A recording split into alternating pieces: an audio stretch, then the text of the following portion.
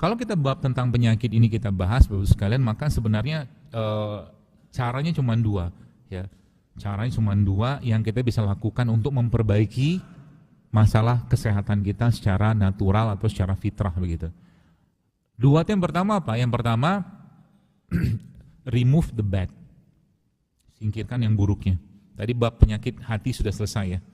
Remove the bad. Remove the bad itu apa? Hilangkan. Jadi tubuh kita itu aslinya bisa mengerjakan atau memperbaiki dirinya sendiri asal apa? Tidak dibebani dengan yang memberatkan dia. Ya, remove the bad. Apa itu remove the bad? Semua yang mengganggu proses kita. Intinya makanan-makanan tidak asli, tidak natural, tidak alami, olahan ya. Mungkin yang sudah sering dengar itu sudah tahu lah ya. Semalam saya bertemu dengan seorang bapak-bapak yang saya kaget juga sama dia. 20 tahun migran, lama kali. Ya. Terus dia bilang, saya lihat video-video dokter gitu kan. Terus mulailah saya mengurangi satu, dia bilang. Apa yang dikurangi? Nasi. Nasi putih itu dikurangi sama dia. Mulai berkurang tuh migrannya. Gak tahu hubungannya apa nasi putih, tapi ya babnya tuh mungkin lebih ke arah gula kan, gitu. Kurangi nasi putih. Makanya remove the bad ini sebenarnya kan banyak yang sudah sering kali saya sampaikan, tapi banyak yang nggak bisa ngerjakan karena berat. Kurangi atau stop nasi putih, stop tepung atau terigu, stop minyak goreng, kecuali minyak kelapa tuh oke lah. Yang keempat itu stop gula pasir. 4 ini remove the bad itu sudah boleh dibilang secara fisik ya 60%, 70% tubuhnya bisa reset ulang. Sudah sering kita. Maka di rumah nanti beras-beras Anda mulai diperbaiki. Kalau kan kita masih bisa atau masih nggak bisa ninggalkan beras kan atau nasi, diganti. Makanya kalau nanti ibu-ibu main di kafe itu berasnya kita pakai beras coklat. Ya. Kapan hari itu ada jamaah dari Bintaro gitu, satu bus datang sana main. Kebetulan pas lagi ada ya kita ngobrol tentang makanan segala macam. Terus rimpang-rimpang, ada 17 jenis rimpang kita bikin di situ. Tujuannya apa? Tujuannya ya terlalu banyak yang tidak sehat ini kita coba mengimbangilah sedikit gitu loh. Mengembalikan kebiasaan. Bahkan sering sampaikan kepada orang-orang yang datang, ada bapak-bapak udah umur 78 tahun umur. Pak ngapain datang sini? Saya bilang, masih sehat dia, bikin aja di rumah. Saya bilang gitu. Toh resepnya sudah saya pampang di situ. Saya bilang, apa-apanya gitu. Oh beda dok rasanya, dia bilang. Datang sini gitu kan. Seperti itulah. Remove the bad. Ya. Olahan semua stop. Ya, jadi kalau bisa mulai di rumah itu misalkan jatah beli gula pasir itu di stop, misalkan ganti dengan yang sehat-sehat lah gitu. Atau kalau enggak Anda sudah mulai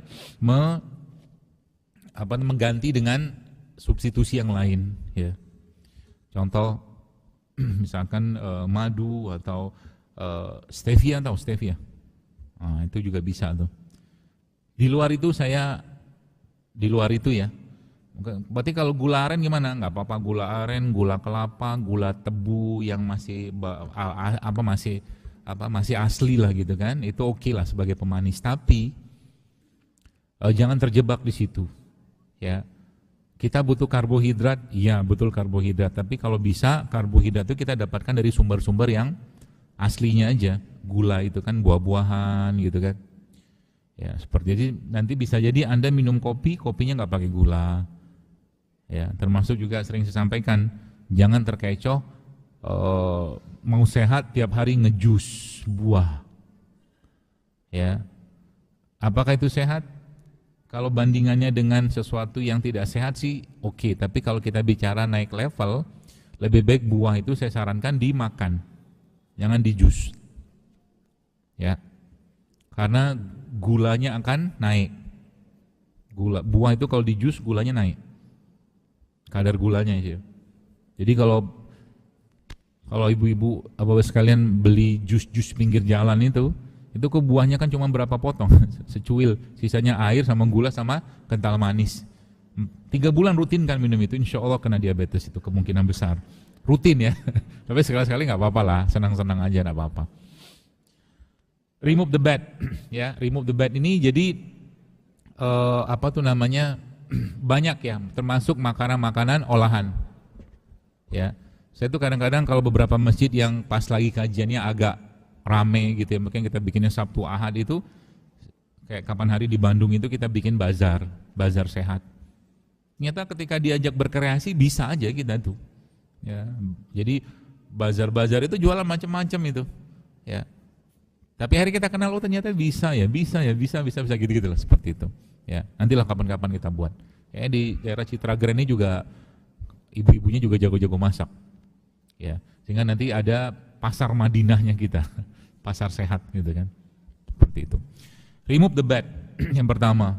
Kemudian restore the good, itu poinnya. Ya, remove the bad, restore the good.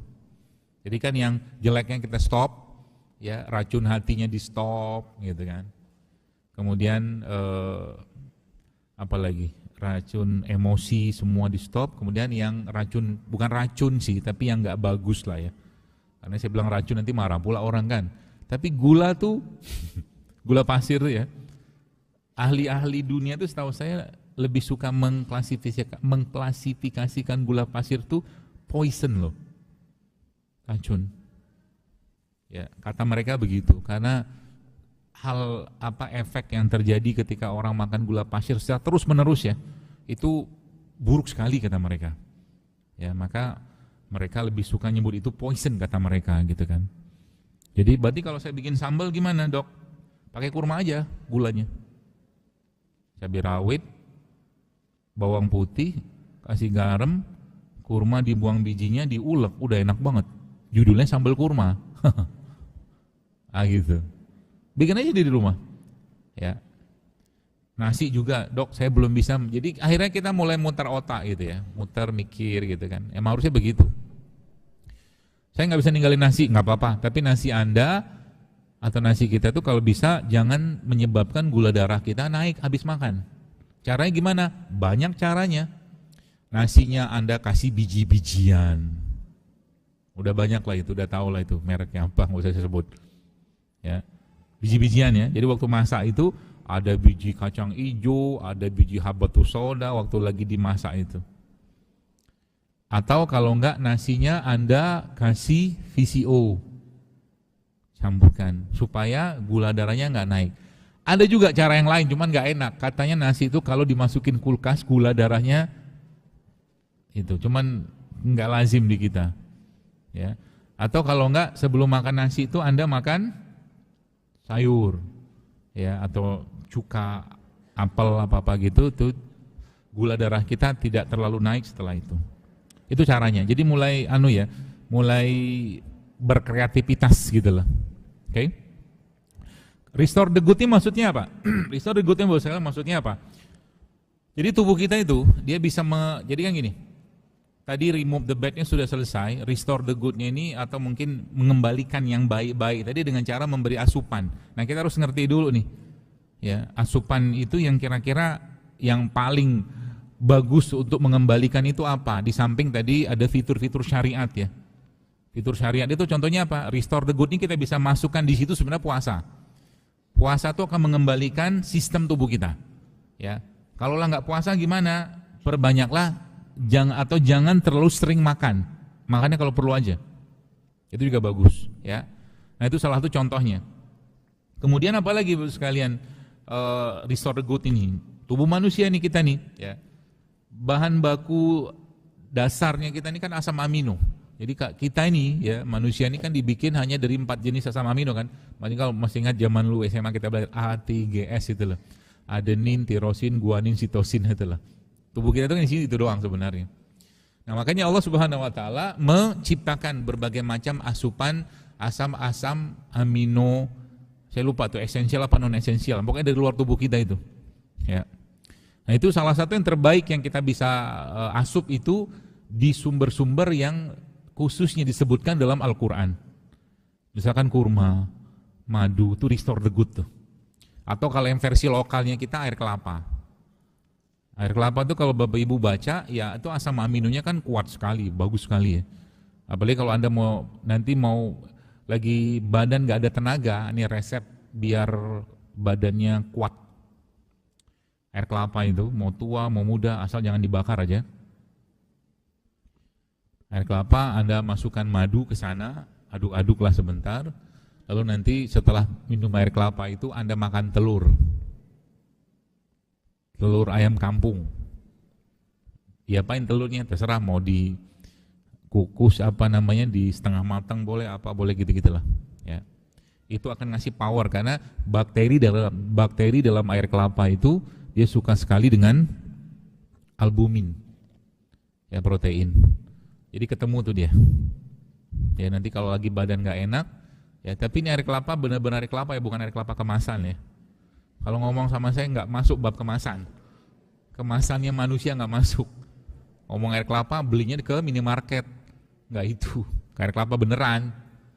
Ya mau kelapa muda, mau kelapa tua, mana aja. Itu restore the good. Ya ada kurma, termasuk juga udah lama banget tuh saya bikin itu. Itu sangat baik dalam memberikan energi. Jadi air kelapa Anda ambil airnya lalu Anda blender dengan kurma. Ya, itu cepet banget tuh ngasih power ke badan. Ya, kasih garam sedikit. Kurmanya nggak banyak-banyak ya. Ya paling 2 atau 3 lah biar dapat manisnya sedikit. Kemudian apa lagi Bapak sekalian yang kita bisa kerjakan untuk merestore the good ini? Tadi kan ada madu, ada kurma, ada air kelapa, beberapa lagi tuh kayak habatus sauda tuh restore lah. Cuman yang kalau bahasa kita lebih gampang itu perbanyaklah asupan serat. Serat. Ya entah sayur, rumput laut, ya lidah buaya, pokoknya serat aja. Ya. Sebenarnya kurma tuh ada serat juga. Ya. Nah buah-buahan tuh kan semuanya tinggi serat, tapi sebenarnya dia nggak terlalu banyak, ya nggak terlalu isinya tuh bukan serat doang, ya. Termasuk di sini enzim, ya enzim itu perlu Anda nanti asup tuh karena restore the good tuh salah satu atau banyak mineral dan atau enzim untuk tubuh kita tuh sangat penting dalam metabolisme tubuh kita, enzim. Contohnya paling gampang dapat enzim dari mana? Buah-buahan kan. Tapi buah-buahan itu sebenarnya aslinya kayak apa ya? Kayak strawberry itu. Kalau Bapak Ibu makan strawberry, kalau bisa daunnya jangan dibuang. Ada daunnya itu yang hijau-hijau tuh, makan sak-sak strawberry-nya. Nggak pahit kok. Ya, strawberry-nya asam kan. Kalau ada yang manis juga bagus. Apalagi tuh kiwi itu. Kiwi itu aslinya dia punya kulitnya itu banyak kandungan antioksidan itu. Ya, tapi nggak boleh sering-sering karena gatal kan. Kiwi. Berarti dokter menyarankan kami makan kulit nanas. Gua enggak. Udah mulai mikir buruk sangka nih kayaknya. Dokter menyarankan kami makan kulit durian. Yang bener aja enggak lah. Pilih-pilih juga lah. Tapi nanas itu ya, nanas itu Bapak sekalian salah satu asupan enzim terbaik, terutama bonggolnya. Bonggol tengahnya itu. Itu tinggi sekali kandungan enzimnya. Ya, jadi kalau lagi nggak ada tenaga, jadi kalau nggak ada tenaga tuh nanti Anda sudah mulai paham makannya apa. Contoh nih ya, saya butuh asam amino, saya butuh gula, saya butuh enzim. Contoh ya, Anda tuh minum air kelapa, makan telur, makan bonggol nanas, makan kurma, udah jos. Bukan makan kerupuk.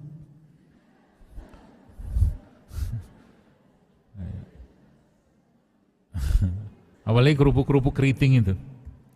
Itu Masya Allah ya, kalorinya tinggi banget, ini belum bicara minyaknya loh. Ya. Jadi kalau sekarang sudah paham ilmunya,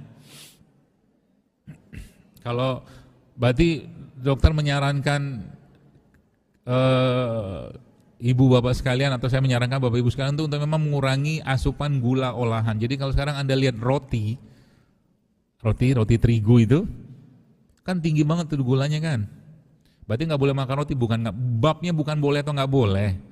Ya, kita mulai agak sedikit cerdas, itu aja. Nanti dibilangin Zaidul Akbar mengharamkan roti, gitu kan. Ya, macam-macam tuh. Pernah mikir nggak? Pernah lah ya. Waktu Nabi Adam turun ke bumi, itu Nabi Adam makan apa? Kan di surga Nabi Adam gampang, dapat makanan kan. Mau makan anggur, anggur datang. Mau makan apa, datang gitu. Pertanyaan saya sekarang, waktu Nabi Adam turun ke bumi, apa makanan yang pertama kali dimakan Nabi Adam? Ada riwayatnya itu. Ya, kalau nggak salah gandum. Kalau nggak salah. Jadi Allah menyuruh Nabi Adam menanam gandum. Kalau nggak salah. Itu enzim ya. Jadi enzim itu bisa Anda dapatkan dari mana? Banyak ya. Apalagi yang sifatnya fermented, itu enzimnya tinggi. Contohnya apa? Cuka madu, cuka nanas, cuka apel, tapi bukan cuka dapur. Bukan itu. Ya, itu enzimnya tinggi, atau minuman atau cairan-cairan probiotik tuh enzim tuh. Ya. Samping juga ada bakterinya kan. Jadi makanan-makanan tinggi enzim tuh contohnya makanan apa? Makanan yang difermentasi. Itu restore the good masuknya di situ babnya. Salah satunya sih ya. Ada enzim, ada fermented di situ. Ya, ada serat di situ. Jadi tiap hari itu ya usahakan Anda atau kita ada mengkonsumsi serat. Ya. Itu pun gini loh. Saya ilustrasikan begini, kenapa banyak orang zaman sekarang itu kesehatannya menurun. Ya, atau gampang sakit. Nanas, misalnya kita ambil contoh nanas saja.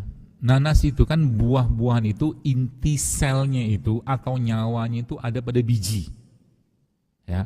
Maka kalau Anda baca biji-biji tanaman itu kandungannya spektakuler semua tuh. Ada beberapa biji yang memang dia mengandung bahkan bahan racun ya, kayak apel itu ada sianidanya loh di bijinya itu. Tapi untuk sianida pada apel itu yang saya pernah baca itu bisa menimbulkan reaksi sianidanya, mati kan orang makan sianida kan? Reaksinya itu kan, itu baru muncul reaksi itu kalau kita makannya 100 apel. Ya nggak mungkin lah kan. Lagian ngapain susah-susah minum sianida, minum sianida sekalian aja, nggak usah makan apel, ya, bukan itu. Tapi maksudnya buah-buahan itu, ya yang saya mau jelaskan tuh tadi inti sel ya. Nah kayak nanas itu, karena lihat nanas itu kan dari enzimnya, ada seratnya, vitaminnya, air ya segala macam, gulanya itu, inti selnya itu cuma 30%, inti.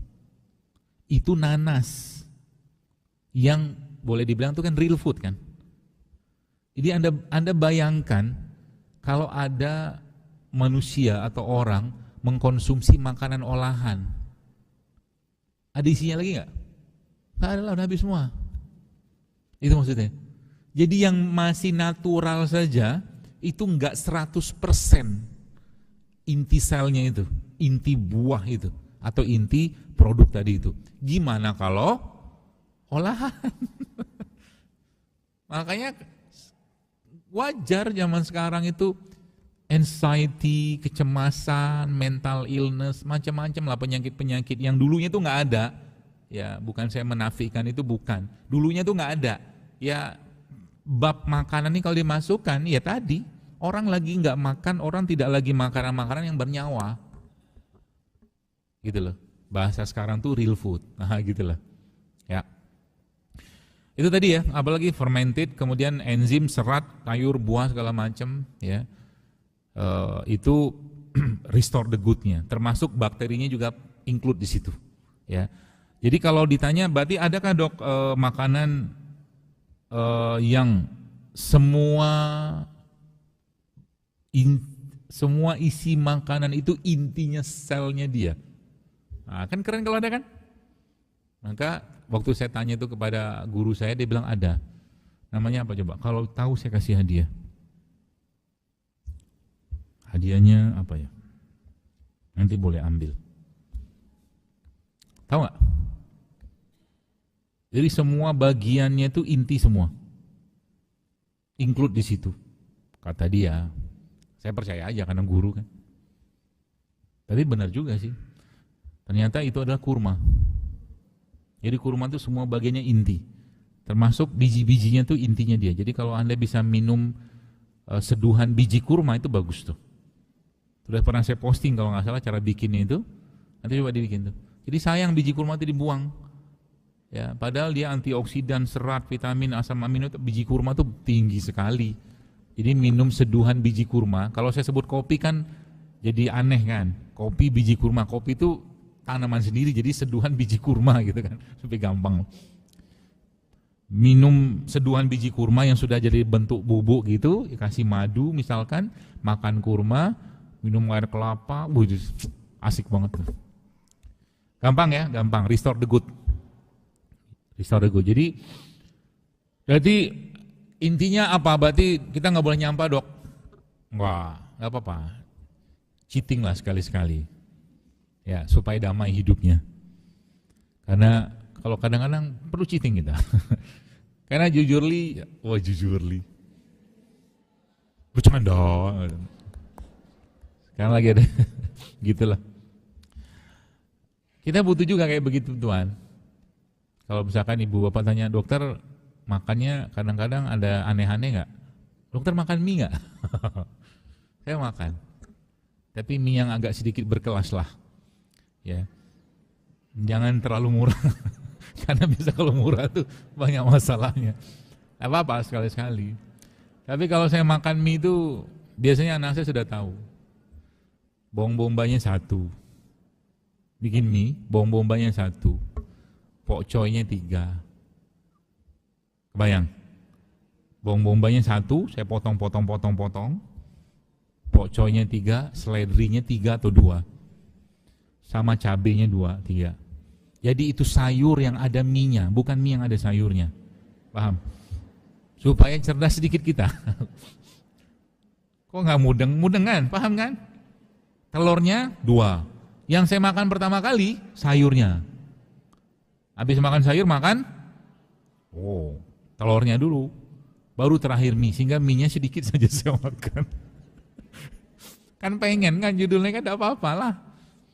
Ya, tapi akhirnya apa? Aman saya, nggak ngantuk, nggak apa, seger tetap badan kan.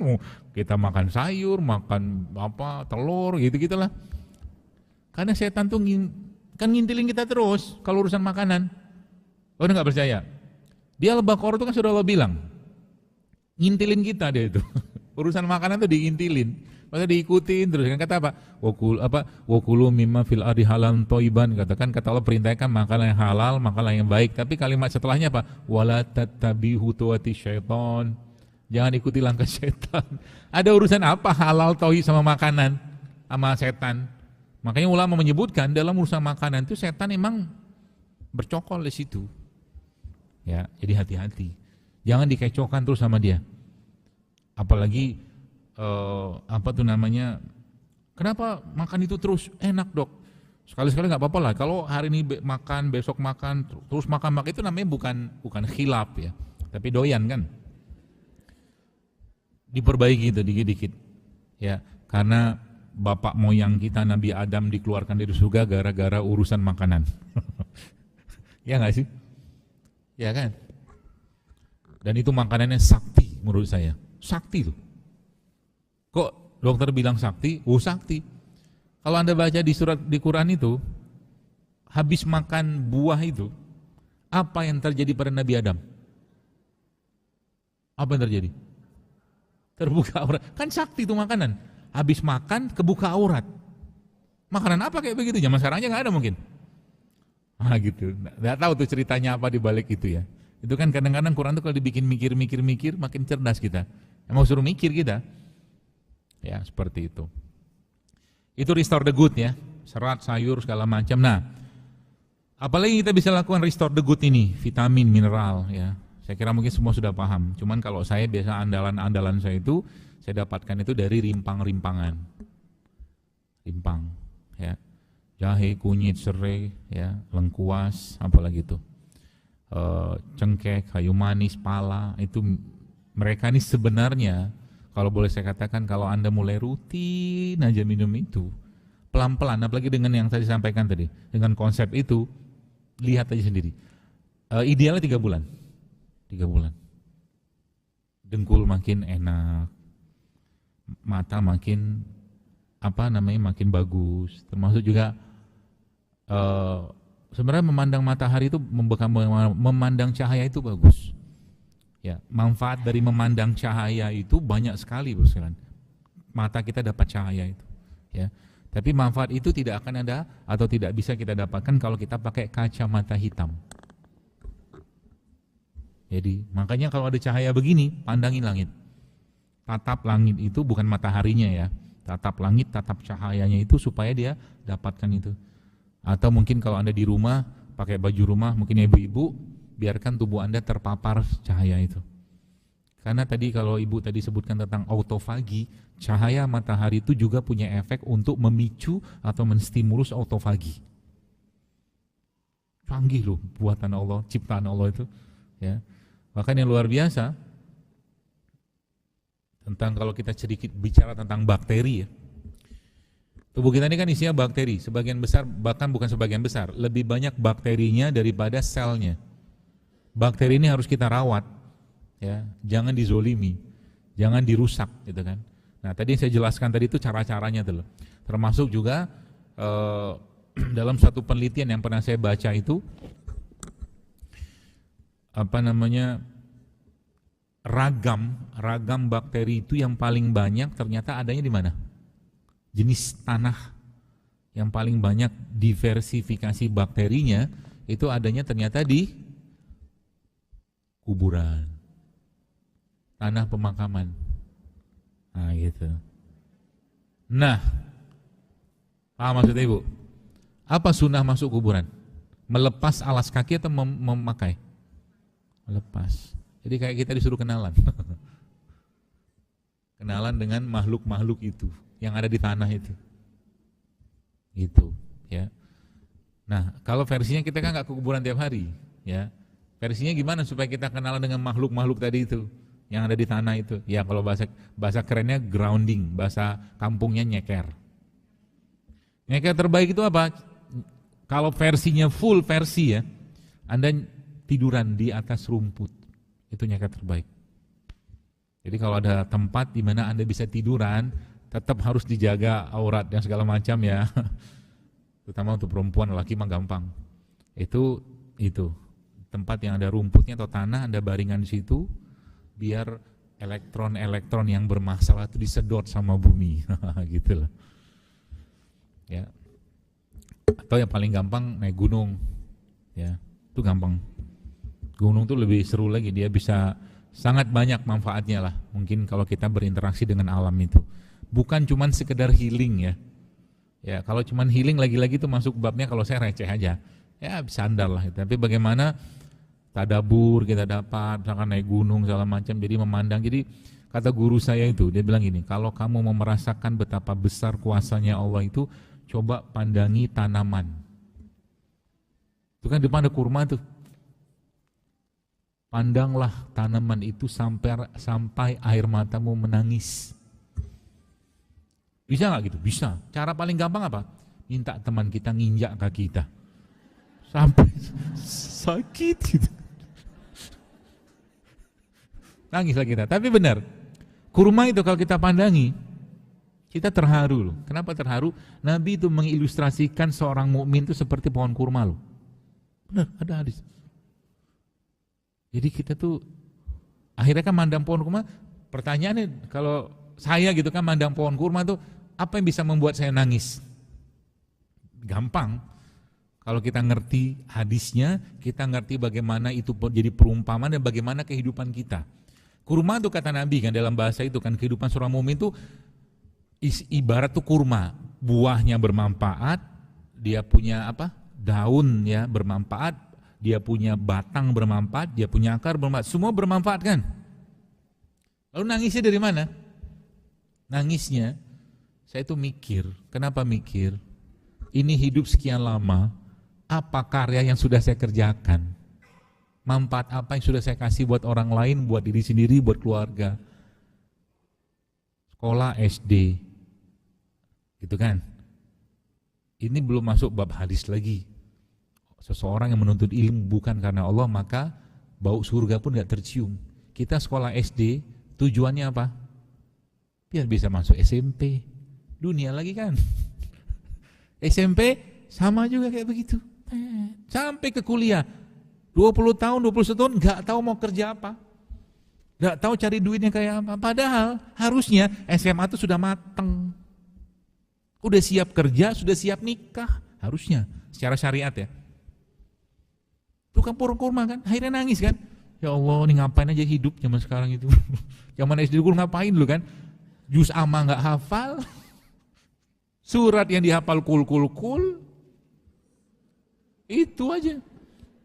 Bisa nangis aja dia kan? Nangis kita. Nah gitu loh contohnya. Jadi akhirnya apa? Lihat kata guru saya itu, ya pandangin itu sehingga kamu merasa apa yang sudah kau kerjakan dengan hidupmu. Ya, Imam Malik itu Bapak sekalian, Imam Malik seingat saya, kalau nggak salah beliau sebutkan itu kalau dihitung-hitung dari mulai beliau apa keluar dari jalan lahir ibunya itu lahir sampai meninggalnya beliau, bukan Imam Malik, Imam Ahmad, sorry. Dari mulai dia keluar dari perut ibunya lahir sampai meninggal, usia kan meninggal kan 40 tahunan cuman itu. Itu dihitung oleh para ulama, satu hari itu dia dia menulis itu 40 halaman satu hari. Itu dengan catatan masih bayi. Nggak mungkin bayi nulis kan? Berarti masuknya ke masuk dia akil balik kan?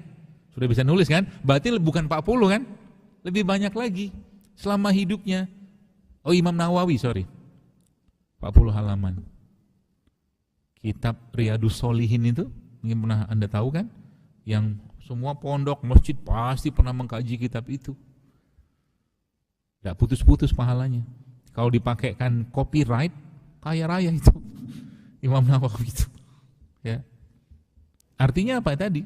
Balik-baliknya ya, apa yang sudah kita, karya apa yang sudah kita perbuat, masalah apa di umat, di keluarga, di diri kita yang sudah kita selesaikan. Ya, ini urusan kesehatan aja kita nggak mau patuh, nggak mau disiplin, nggak mau jaga. Ini enak, semua enak, itu dimakan. Akhirnya apa? Masa tua hanya menjadi masa yang manen penyakit akibat ulah dan kebodohan serta kejahilan serta hawa nafsu yang tidak terkendali. Saya nggak mau. Saya mau mati tua saya matinya tenang, gak nyusahin anak, keturunan dan cucu atau cicit. Gak mau. Saya mau kembalikan jasad ini kepada Allah dalam keadaan baik, sebagaimana Allah ciptakan dalam keadaan yang baik. Hidup sehat bagi seorang mukmin itu bukan lifestyle, bukan. Itu bentuk rasa syukur kita, bentuk rasa kita berterima kasih, bentuk komitmen kita untuk mengembalikan jasad yang dititipkan Allah ini kepada Allah nanti dalam keadaan baik, bukan berlimpah penyakit karena ulahnya kita. Itu poinnya. Jadi bukan sesederhana itu, karena Allah akan tanya kan, Anda minjamin Mercy ke orang, 3 bulan dipinjami, bannya hancur, rusak, kaca depan baret-baret, Anda tanya, apa yang kau perbuat dengan Mercy ku ini? Ditanya sama yang punya, yang pinjam kan, yang meminjamin itu. Sama kayak Allah. Kenapa kau kena penyakit ini? Kenapa kau begini-begini? Padahal aku ciptakan kau untuk beribadah. Ibadah itu sudah aku siapkan supaya tubuhmu kuat, sehat, udah aku siapkan tuh. Ya, suruh Zaidul ngomong, kau tidak dengar juga. Misalkan gitu. Ya, nggak kebetulan kan? Apa yang saya sampaikan ini tuh mungkin ada sebagian yang Anda memang perlukan. Bisa jadi. Ya makanya saya nggak berharap banyak, mungkin dari sekarang yang hadir ini 200-an atau berapa lah gitu kan. 10 orang berubah saja udah pahala buat kita semua lah. Pak Ramdannya dapat pahala, ibu-ibu pahala gitu kan. Sholatnya lebih baik. Ya, terakhir mungkin sebagai penutup, ada seorang ustadz bertanya ke saya gitu kan, dia bilang begini, dokter ngapain sih kita ribet-ribet banget hidup sehat, makan ini, ngurangi itu segala macam, kan toh mati juga, betul kan? Kan mati juga, iya sih bener mati juga. Tapi gini deh, kita coba ilustrasikan saja dengan sederhana. Ada seseorang, si A sama si B, sama-sama kita bikin dengan kondisi semuanya sama. Di luar kita bicara ada takdir di sana lah ya. Yang satu si A ini, ya, dia hidupnya sangat sehat, menjaga tidur, menjaga makan, menjaga hati. Yang ini suka-suka dia aja lah makan. Logika kita pasti bisa menduga yang B pasti akan sakit kan. Logika kita. Katakanlah perlombaan ini dilakukan bukan kompetisi ala-ala nih, fiktif ini kita kerjakan, kemudian 1 tahun kemudian kita lihat hasilnya.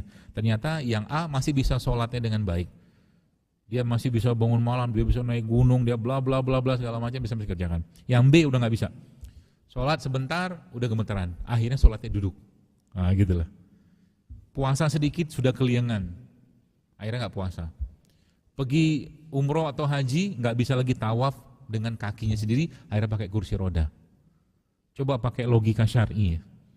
Dengan kondisi kayak begini karena ulahnya sendiri, ya di luar memang ada pahala khusus, tapi Nabi itu sudah sampaikan, sholatnya orang berdiri sempurna, sholatnya orang duduk tetap tanpa kita underestimate orang yang nggak bisa duduk, bukan itu poinnya. Ini kita bicara ilustrasi fiktifnya ala-ala kita. Itu maksudnya. Karena ibadah yang kita kerjakan ini butuh fisik yang kuat. Makanya kita perlu jaga badan, jaga kesehatan. Bahkan dipuji sama Rasulullah. Ya, Allah mencintai, lebih menyukai mukmin yang kuat daripada mukmin yang lemah. Kuat itu kan termasuk babnya sehat juga kan. Ya sekarang itu saya lihat orang tua sudah ngelosin anaknya makan ini itu segala macam. Kasihan nanti mereka. Karena kebiasaan itu nanti akan diturunkan kepada anaknya mereka. Orang tua nggak pernah nyontohkan makan sehat, orang tua nggak pernah contohkan makan buah, saban hari nasi goreng ini itu segala macam, itu deh contoh oleh anak. Olahraga, orang tua nggak ngajarkan olahraga, nggak ngajarin bangun malam, nggak ngajarkan hidup sehat, ya udah kan direkam semua, pak sama mereka gitu. Sayang, generasi ke depan tuh nanti bahasanya itu jadi generasi kerupuk atau generasi stroberi, lebih istilahnya itu kan. Makanya jadi tugas kita bersama lah ya. Maka kayak di sekolah anak saya itu awalnya ide dari saya bilang awalnya buat guru, jadi guru-gurunya itu dikasih rimpang-rimpang, kita bikinkan rimpang gitu kan, jadi dibeliin tumbler, jadi mereka tiap hari itu disuguhin rimpang-rimpang, biar ya kalau minum tiap hari itu saya sangat yakin akan ada manfaat buat mereka. Itu jadi dibikinin jahe, kunyit, serai gitu sederhana aja, bentuk cintanya kita pada mereka, guru-guru gitu kan. Terus akhirnya berkembang, malah dibikinkan dispenser. Jadi setiap hari di situ ada dispenser isinya rimpang-rimpangan, itu orang tua yang jemput anak-anak pun boleh minum free. Gitu. Masjid ini juga mana Pak Ramdan? Mudah-mudahan ada. Dibikinkan pas lagi rame-rame orang sholat Jumat segala macam, gampang kan, murah meriah. Ya. Tadi saya dengar beliau menginisiasi sedekah air pakai truk-truk gitu kan. Saya kira mungkin kalau kita kenalkan lagi itu ke mereka tuh Masya Allah bersalam. Ya modal-modal kalau malas ngerebusnya diimpus aja lah. Diimpus maksudnya ini air, masukin rimpang-rimpangnya, tunggu berapa jam, dah terekstrak ya di situ. Kalau mau malas ngerebusnya, tapi kan seru itu. Ada hal-hal baru yang kita kerjakan dalam bentuk amal solehnya kita gitu kan. Atau hari-hari Jumat misalkan gitu ada dispenser air madu misalkan, gitu kan. Kayak dia banyak tuh. Jadi akhirnya orang mulai lidahnya itu sudah mulai kembali ke lidah asal, gitu. Jadi apalagi itu dikerjakan di masjid, itu kan seru, ya seperti itu.